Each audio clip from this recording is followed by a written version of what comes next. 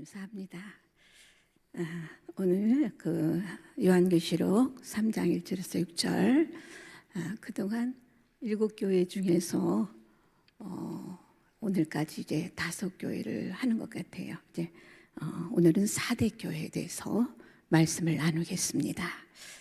4대 지역은 최대의 금맥이 흐르고 있는 그러한 금 생산 지역기에 돈이 넘쳤고 또 금과 관련된 여러 그런 제조업이 특히 금화 세공업이 가장 발달했습니다. 그래서 사대는 당시 사치의 부여의 대명사였습니다. 또 이 지역을 차지하기 위한 그러한 여러 강대국들의 전쟁이 빈발했는데 마치 오늘날 석유 때문에 그렇게 전쟁이 그칠 날이 없는 그러한 중동 지역과 같았습니다. 이 도시 사람들은 돈이 있지만 이렇게 전쟁이 잦다 보니 종교에 대한 그러한 열망이 강하기도 했습니다. 그런데 사대인들의 종교심은 도시의 그런 우상 종교들과 맞물려 있습니다. 이때 복음이 들어왔고 또 사대에 들어온 그러한 복음은 이 지역의 여러 이방 종교 세계관, 즉 현실적인 그러한 욕구들과 뒤섞여 있었습니다. 역사적으로 보면 이방 종교와 그런 혼합된 그런 기독교가 사람을 모으는 데는 아주 탁월한 역할을 발휘합니다. 도시는 돈이 넘쳐 활기에 차 있고 쾌락과 향락에 흥청망청합니다. 자, 그런데 전쟁의 공포나 위험은 종교가 달랬습니다.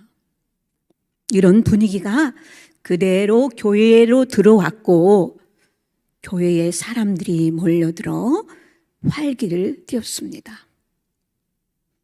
요즘 말로 부흥이 되고 그렇게 있는 것입니다. 부흥되고 있는 것입니다. 바로 이런 사대교회를 향해서 주님이 말씀하십니다. 본문 1절을 보겠습니다. 사대교회의 사자에게 편지하라. 하나님의 7교회의 영과 7별을 가진 이가 이르시되 내가 내 행위를 아노니 내가 살았다 하는 이름은 가졌으나 죽은 자로다. 교회가 겉으로는 교인 수가 늘어나고 또 번창하여서 마치 살아있는 것 같이 보입니다. 교회 안에도 돈이 넘쳐납니다. 그러나 주님은 이런 사대 교회가 죽었다고 냉정하게 판단하십니다.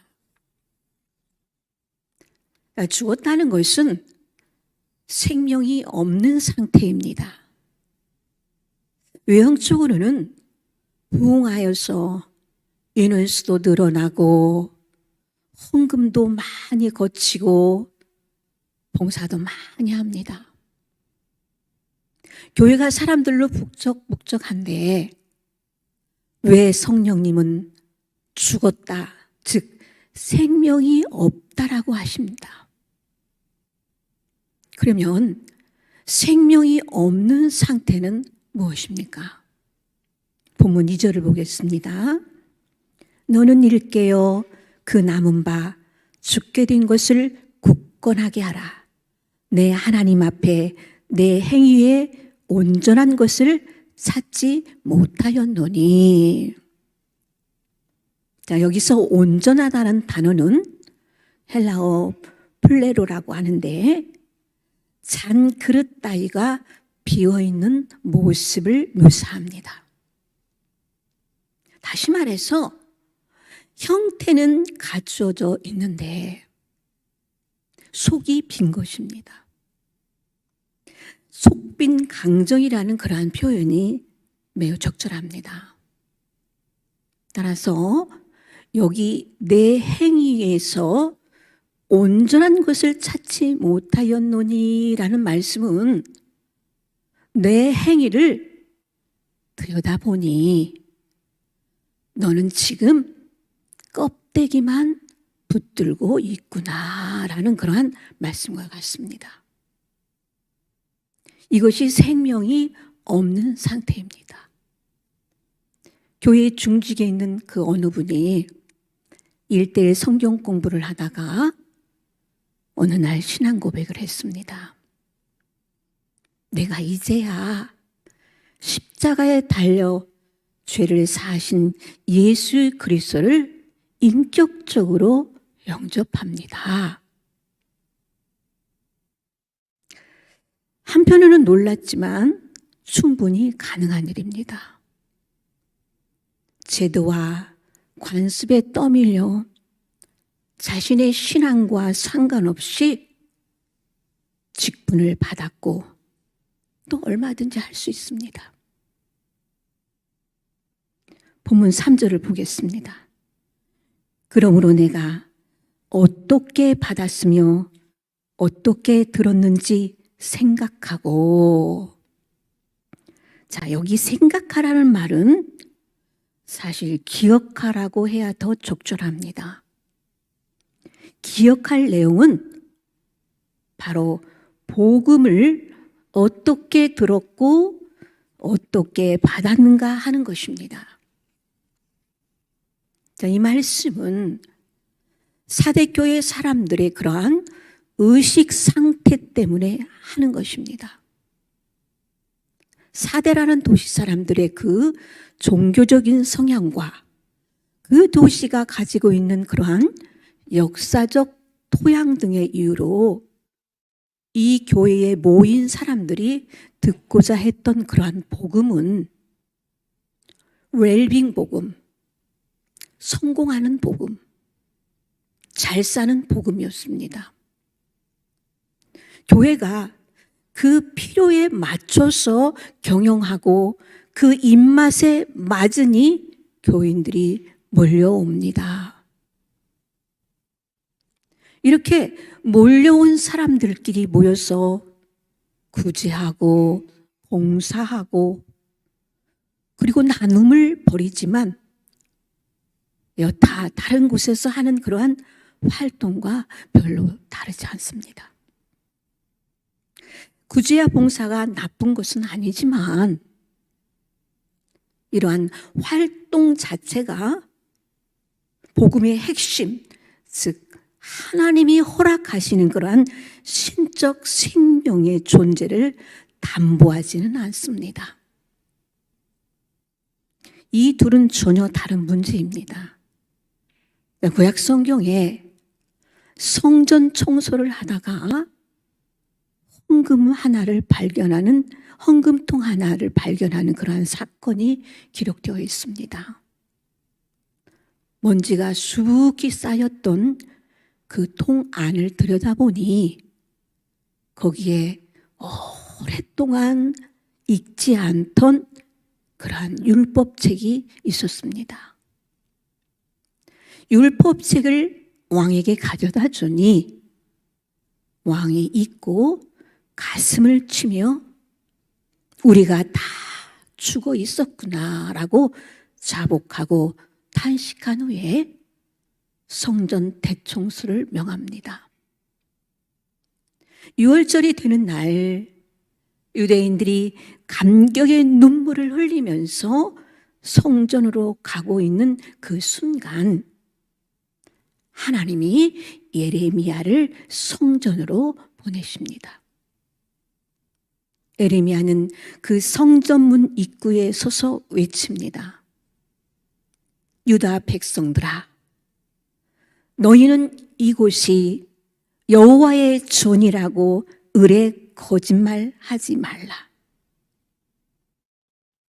너희는 고아와 과부를 압제하지 말며 손에서 광포를 끊으라.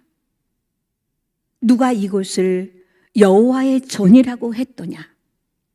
너희는 성전을 강도의 구렬로 만들려고 하느냐? 자, 예수님은 이 말씀을 인용하십니다. 예수님 시대에 가장 번창했던 사업은 바로 종교 사업으로 가장 극악했던 시대이면서 종교만은 해가 지지 않았습니다. 사람들의 죄가 깊어가니까 거기에 대한 그 보상 심리로 종교에 더 몰두하고 열망합니다. 애석하게도 오늘날 한국교회가 어쩌면 그러한 4대 교회와 비슷한 상황으로 가고 있는지도 모릅니다. 어떻게 하면 하나님 중심과 성경 원칙대로 할까는 그 생각하지 않고 기독교라는 합리주의, 즉 예수를 믿어도 인간이 맞는 그런 합리적인 이치를 하나님 말씀에 두고 편하게 예수 믿자는 사상과 기독교 윤리주의, 기독교 철학주의 등 그러한 인본주의 신앙을 갖고 있습니다. 비단 교회뿐이 아니라 그러한 시대의 정신 자체가 대중의 의견과 기호를 그렇게 절대시합니다. 자, 그러나 복음은 절대 대중적이지 않습니다. 주님은 자신을 따르는 그러한 무리를 향해서 공중의 새도 깃들 집이 있고 여우도 굴이 있지만 인자는 머리 둘 곳이 없다라고 말씀하셨습니다. 이 말씀을 들은 무리들이 떠나가자 주님은 당신을 따르는 길이 좁고 험하여 찾는 이가 적다고 하셨습니다. 복음과 함께 고난을 받으라고 하시지만 요즘 이런 말을 하면 그 시체말로 그 시대에 유행하는 말이죠. 밥맛 없다고 대꾸합니다. 자, 과연 하나님을 찾고 그리고 열망하는 우리의 동기가 4대 교회 사람들의 동기와 어떻게 다른지를 여러분 이 시간 돌아봐야 할 줄 믿습니다. 본문 3절에서 내가 어떻게 받았으며 어떻게 들었는지라는 그 이 말씀은 무슨 동기로 그리스도인이 되었는지 스스로 살펴보라는 것입니다. 우리가 전도할 때 그러죠. 예수 믿으면 부자 돼요. 예수 믿으면 병이 고쳐져요.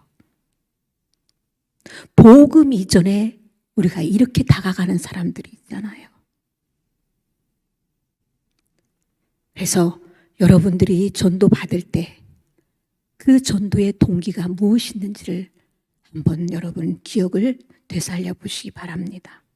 자, 이 땅에서 잘 먹고 잘 사는 거냐, 이것이 내가 복음을 이해하는 방식이냐, 그런 말입니다. 잘 먹고 잘 사는 것, 이거 예수 믿는 목적이란 말이에요. 이러면 안 된다는 거예요. 내 자식 대학 붙여주고 내 남편 승진하는 일, 물론 이런 것들도 기도 제목이 될 수 있고 또 기도해야겠지만 이런 기도는 지극히 주변적인 것에 불과합니다. 신앙의 중심 문제에 붙어있는 그러한 잔가지들입니다. 신앙의 중심 과제에 관해서 다음과 같이 전합니다. 본문 4절을 보겠습니다. 그러나 사대에 그 옷을 더럽히지 아니한 자 몇 명이 되게 있어 흰 옷을 입고 나와 함께 다니리니 그들은 합당한 자인 연고라. 자, 이것을 좀 더 쉽게 쉬운 성경으로 다시 한번 읽어드리겠습니다. 그러나 죄악에 물들지 않고 깨끗하게 살아가는 자들이 몇 사람 남아있다. 그들은 흰 옷을 입고 나와 함께 다닐 것이다. 그들은 그럴 만한 자격이 있다. 자, 놀랍게도 시대의 대세 속에도 끝까지 신앙의 본질을 추구하는 그러한 신자들이 있었습니다. 물고기가 죽으면 흐르는 물에 쓸려 떠내려가지만 살아있으면 아무리 작은 물고기라도 물을 거슬러 올라갑니다. 로마서 1장 2절에 언급된 세대를 본받지 않는 정신을 지닌 것입니다. 대세를 거스리는 그러한 흰 옷 입은 소수가 있었습니다. 자, 우리도 이들처럼 다시 한번 각성하고 그러한 선명한 복음, 분명한 가치를 지녀야 합니다. 고린도전서 14장 8절에 보면 선명한 복음을 만일 나팔이 분명치 못한 소리를 내면 누가 전쟁을 예비하리요. 선명하지 못한 복음은 복음의 역할을 수행할 수가 없습니다.